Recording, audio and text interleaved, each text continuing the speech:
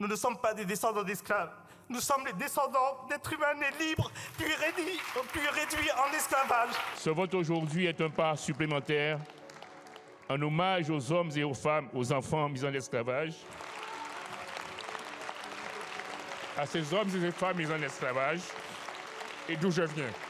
Les députés français ont voté à l'unanimité pour abroger le Code noir 178 ans après l'abolition de l'esclavage. Ce texte, datant du XVIIe et XVIIIe siècle, faisait des personnes esclavagisées des êtres meubles sur lesquels leur maître avait le droit de vie et de mort. Sans effet juridique, il était tout de même resté inscrit dans le droit français. Pendant des siècles, dans notre pays, la loi a accepté l'indigne. Elle a accepté qu'un être humain puisse appartenir à un autre. Elle a accepté que des enfants soient arrachés à leur mère, que des femmes soient vendues, que des hommes soient marqués au fer, fouettés, mutilés. Je pense à mon arrière-grand-mère, Maman Bébel. Sa mémoire a traversé ma famille. J'ai grandi avec son histoire. Elle me l'a racontée. Elle était la petite fille d'Ambroise Gérambe, né en Afrique, puis réduit en esclavage sous le matricule 336.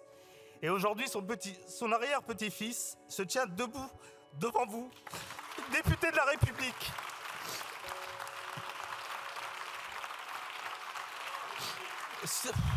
Ce que l'histoire a voulu réduire en silence parle désormais au cœur même de la République. Et après l'esclavage, la colonisation a prolongé certaines logiques de domination et d'inégalité. Et certaines traces traversent encore les siècles. Car le passé ne disparaît jamais totalement et réapparaît parfois dans les inégalités que certains territoires continuent de subir. Aux Antilles, les maladies liées au chlordécone continuent de briser des vies. Des familles vivent avec l'angoisse de la maladie. Des mères s'inquiètent pour leurs enfants. Et dans certains territoires ultramarins, quand l'eau manque, quand certains renoncent à se soigner, quand la vie chère étouffe des familles entières, alors ce n'est pas seulement une question économique, c'est une question de justice. Le texte va être examiné dans les prochaines semaines au Sénat. Grande absente de la loi, la question des réparations morales, matérielles et financières qui devrait faire l'objet d'un prochain texte.